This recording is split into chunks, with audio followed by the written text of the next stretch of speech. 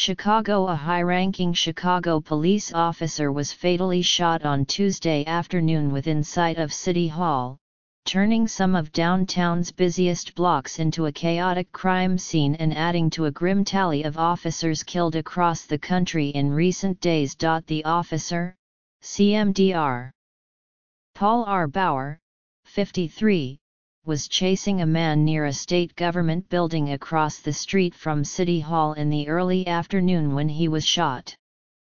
Within minutes, major streets in the Loop were blocked with police tape and filled with squad cars and sirens. "It's a difficult day for us, but we will get through it," said Superintendent Eddie Johnson of the Chicago Police, who was visibly emotional as he addressed reporters outside a hospital.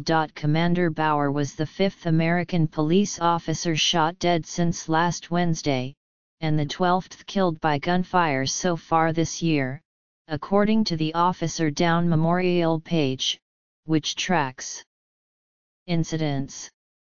In all of 2017, that organization recorded 46 officers fatally shot, a rate of about 1 every 8 days.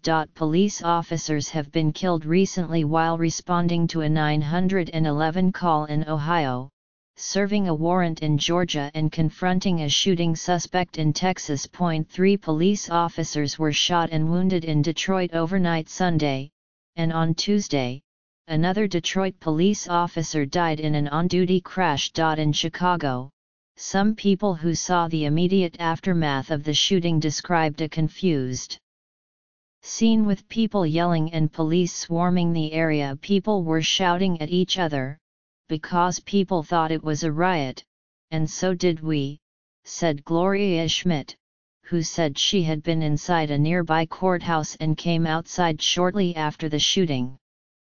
"It was just hysteria," she said. Ms.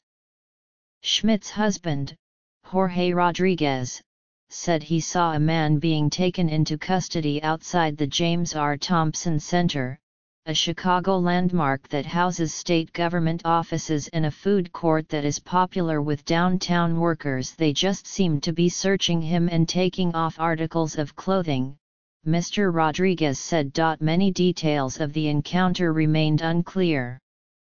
Superintendent Johnson said it started when officers on routine patrol observed an individual acting suspiciously, and walked up to him to try to talk to him. The man fled, the police said, and Commander Bauer, who was nearby, heard officers giving the suspect's description over the police radio.